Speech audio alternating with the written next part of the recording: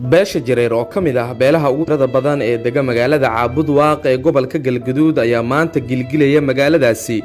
kadib banaanbaxyo waaweyn oo ay dhigayaan kuwaasi oo ay uga soo horjeedaan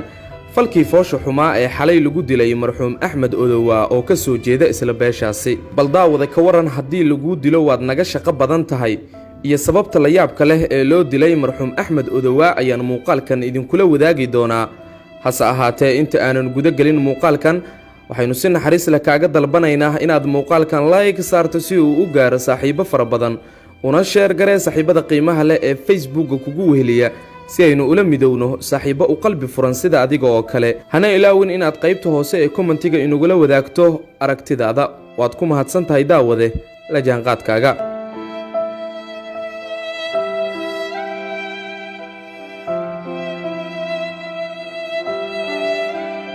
marxuum Axmed Odowa oo in ka badan 8 sano ku noolaa magaalada Caabudwaaq ee gobolka Galgaduud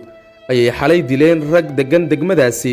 waxayna dadku sheegeen in dilka marxuumkan uu sabab u ahaa shaqadiisa oo ahayd mid ay la dhacsanaayeen dadka deegaanka waxaana dilka geystay rag ay isku shaqo ahaayeen sida aynu ka soo xiganay qaar ka mid ah bulshaweynta ku nool magaaladaasi bulshaweynta ku nool magaalada Caabudwaaq ee gobolka Galgaduud ayaana saakay ilaa iyo maanta dhigaya banaanbaxyo waaweyn oo ay ku dalbanayaan inuu cadaalad helo Axmed Odowa oo xalay gurigiisa lagu dilay dadka dilka geystay ayaana adeegsanayay qori AK47 ah taasi oo sababtay in marxuumka ay nafta dhaafiyaan hadalhaynta ugu weyn ee Caabudwaaq ka taagan ayaa ah in qof muslim ah diinta islaamka ku adag loo dilo inuu ka shaqo badan yahay bulshada inteeda kale taasi oo markaasi Axmed Odowa uu la gaar ahaa maadaama uu ka shaqayn jiray dhismaha guriyaasha ragga dilka geystayna waxaa la sheegay in ay kala shaqayn jireen